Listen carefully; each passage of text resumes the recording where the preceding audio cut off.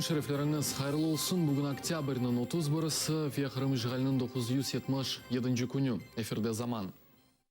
Молдовада президент сайлаулары кечті саляв мерkezlerге бекленілген 33% еріне сайлаушыларының 35% келді. Молдовада бұтын халық сайлаулары 20 ел içinde ilk kere keçе. Молдованың социалистлер фырқасының елбашчысы Игорь Дадон сайлауларда бірінші ерні қазанды. Бұны меркези сайлав комитеті білдіре. Экспертлерінің тахмиллеріне көре Дадонның ғалибесі Киев ве Кишинев унасибетлеріні мурегеплештіре біле. Эвел Охырым Русияның парчасы олғанны білдірейді.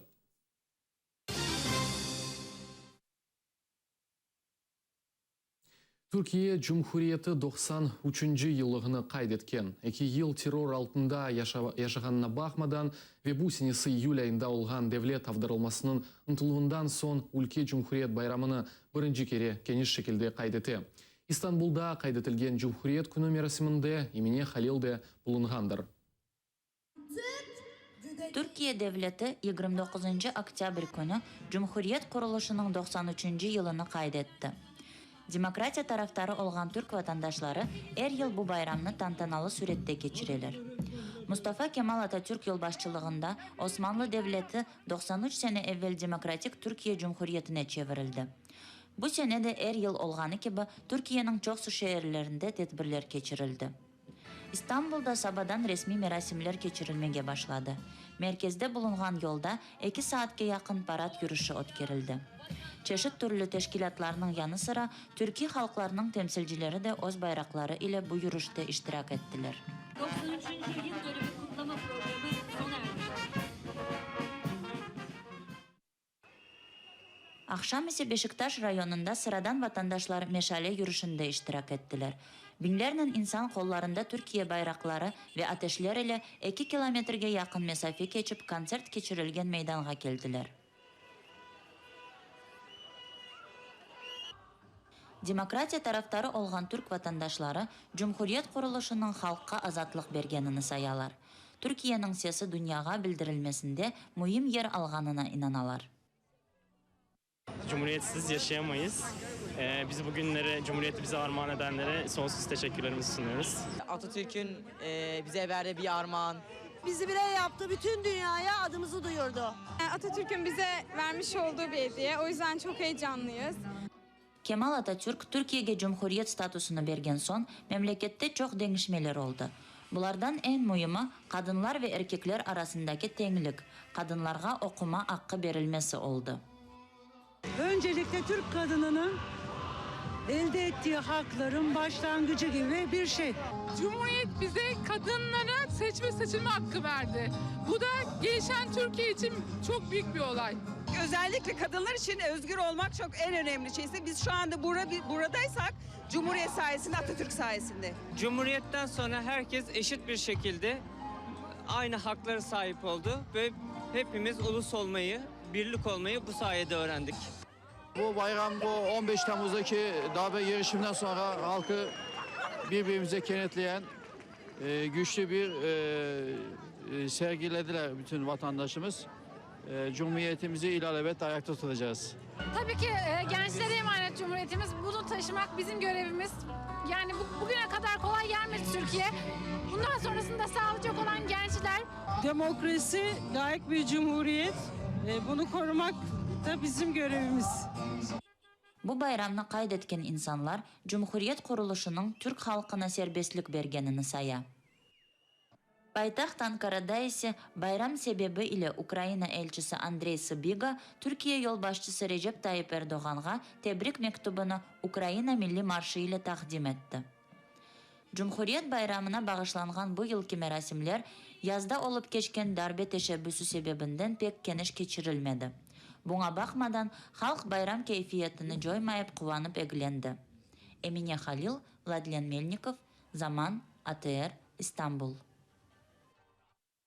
İşgal olunğan Kırım'da Avropalı Kaşkavallar ile şiddetli kureyş devam etti. Rossельхознадзор Yalta'nın sebze bazarında İngiltere, Flemenk, Frankistan, Almanya, İtalya ve Ukrayna'dan getirilgen 90 kilogram pahalı aşayit mahsulatı belgiledi. Satıcılarının Kaşkavallarga icbir vesika yani ne veterinar sertifikatı ne de Rus tilinde markirovka yok eken. Бутун Кашкаваллар тутып алынған сон яқылды. Чадырлы Майдан Ахмежитнің меркези базар сатыжылары ерлі акиметке қаршы наразылық акциясы кечірілжігінен қорқуталар. Мұны Крымский бандеровец білдіре, иш адамларының весеқалары олғанына бақмадан балық сатыжыларының суыны кесіп, иш ерлеріні йоқ етечеклеріне айталар.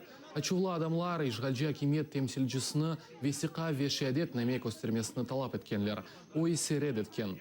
Уна ачуланған инсанлар узны яхаджахларына айтханлар. Унанен берабер, вы хотите, чтобы мы вам устроили Майдан, разом нас богаты, нас не подолаты, лафлар сыслендерлеген.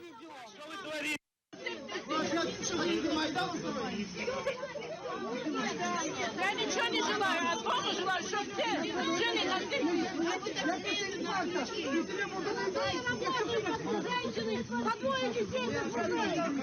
Зима на улице идет.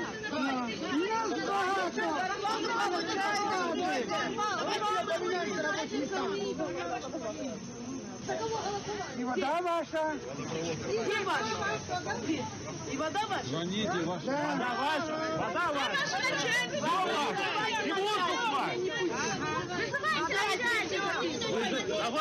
Давайте, всех сюда вызывайте. Будет вам Майдан в палатке. Санкт-Петербургта нефретке қаршы юруш кечті. Тәшкілетчілар білдірген мәліметқа көре тәдбірге 300-ге яқын инсан келген. Инсанларының елінде Украин ве Қырым-татар байрақларынан берабер елек олған ұғы құрайжыларының фото ресемлері бар еді. Қошылғанларға Рус Утлеви хабер басталарының мұн дәрежесінде бұлынмаған хаберле газеталар тарқатылған. Рұқсет алмадан кечірілген маршыны тәшкілетчілар шер бойы кезінтісі деп адландырғанлар. Юруш полиция хадимлерінің незареті алтында кечті, чығырулар или плакатлар олмағанына бақмадан полис хадимлері илішмек үшін мана тапқанлар. Слушай, еще есть 2 комплекта на сайте.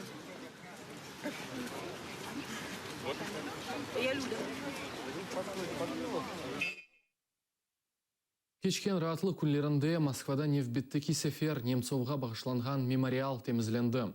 Полис хадимлері шахысларны сұраштырмақ үшін рыцари моста адлы фальжилер тақымыны алып кеткендір. Гор мост хадимлері есе бұ вақытлары Борис Немцовның портретлерінен гүлчемберлеріні алып ташлағанлар. Москва сакенлері есе мемориалға кенеде чечеклер кетірелер. Здесь постоянное дежурство 2 групп разных. Одни рыцари моста, другие вот солидарность.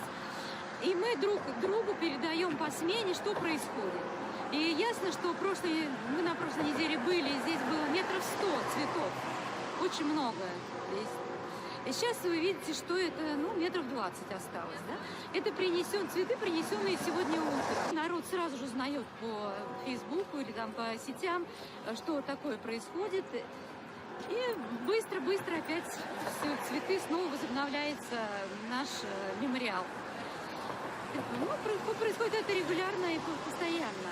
И что интересно, они вот полгода их просто не было. Несколько месяцев тут не было. То есть, видимо, отмашка пошла. От властей пошла отмашка. Можно. И начинается, вот первые приходят сербы, и вот эти нодовцы, начинают здесь хулиганить, разбирать. Мешур Украина ватандашлары Олег Сенцовның мектубыны оқып видео чеккенлер. Шу мектубыны Сенцов бусенесі язмевсімінде язылған. Иштиракчыларының арасында Рио 2016 Олимпиада чемпионы Қырым сакины Анна Ризаддинова бар. Hatırlatmaq керектір ки Русия режиссер Олег Сенцов ве фальджи Александр Кольченконы Украинаға йолламақны ред еткен. Сенцов егрым елға, Кольченко есе онға террористик әрекетлерде қабатланып макюметілді. Қырым сакенлері оз қабатына танымайлар. Всем, кому это интересно. 3-й год я сижу в российской тюрьме. 3-й год против моей страны ведут войну. Враг воюет подло, из-под тишка, делая вид, что он тут ни при чем. Ему никто уже не верит, но его это не останавливает. Война не бывает красивой, но правда все равно за нами. Мы ни на кого не нападали. Мы защищаемся. Но кроме этого врага, которого все знают и который снаружи, есть и другие. Они помельче, но они внутри. Тут под кожей почти свои. Но они не за нас, они за себя. Кто-то остался от старых времен. Кто-то просто хочет жить по-старому, но под новой личиной. Не выйдет. Киевде рус бари оларақ адlandырылған вақияларға бағышланған 2014 футуристик операсы көстерілгендір. Спектакль 1918 сенесі язылған Велимир Хлебниковның «Ночной обыск» поэмасы есасында қойылған. Асыр кечкенне бақмадан есерде тариф етілген вақиялар 2014 сенесі Қырым ижғалының вақиялары еле тең келе. Баш рөлні есе Украина халық артисті Алексей Горбунов ойнай. Я думаю, что это параллель, к сожалению, оправданная, обоснованная. И мы с грустью можем говорить, что 100 лет спустя мы снова окунаемся в те же самые проблемы.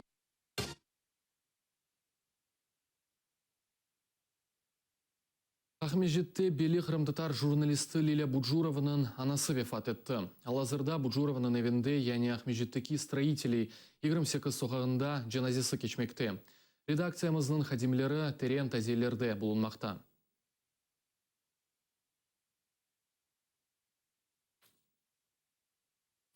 Ахяр талебелері хутлеви шекілде ген чорды яғни юная армияға қошылалар. Кечкен ратлық күнлері бенден зияде бала ве осмүрлер бұтын Русия ватанперверлік арби әрекетінің азасы олды. Ватанперверлер сыраларына 41 мектеп талебесі ве 20-ден зияде джимат ве спорт ешкелетінің азасы кірді. Тедбір ахяр балаларының яны мабутлар чықшыларынан берабер олды.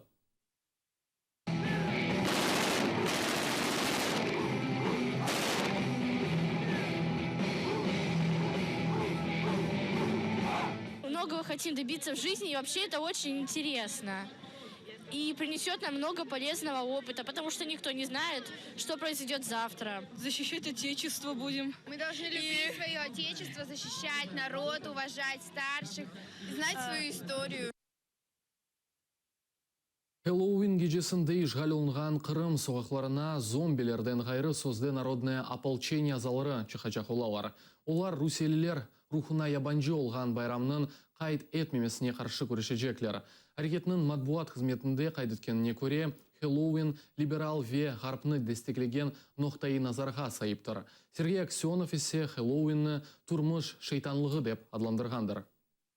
Никакие Хэллоуины там и тому подобное меня не интересуют. Это прозападная культура, совершенно нам не свойственная, наше не родное. Поэтому я против этого праздника. Ничего в нем хорошего, светлого и доброго я не вижу. Мешур олған мессенджерлерінің бірі олған Телеграмда Қырымтатар жанын огренліві бағышланған чат-бот пейда олған. О квит луғат бот адлы емеріне жевап беріп, онлайн луғат оларақ адландыра білер. Сөзлер әм латин, әмде Кирилл урфатында язмақ мүмкін. Бір жихазда çalışмақтадыр. Кит-лугат-бот служит помощником в общении на родном языке. Он не требует места на телефоне, трафика для скачивания, времени для установки. Мы все прекрасно понимаем, что основная проблема среди нашего народа – это незнание языка. Для того, чтобы его знать, нужно на нем разговаривать. Для того, чтобы на нем разговаривать, нужно, те, кто, например, не знает, нужны инструменты, которые будут помогать это делать. Мы использовали эти инструменты для того, чтобы молодежь общалась на родном языке. И если каких-то слов не знают, наш бот позволяет им, он подсказывает им, как можно будет перевести с русского на крымско-татарский или с крымско-татарского на русский язык слова. Убызым сонки хаберамазада невбеттеки заман эфирінде Ескендер Меметов тазе хаберлер или паяшаджах. Атайрели олыңыз, көрішмек үзірем.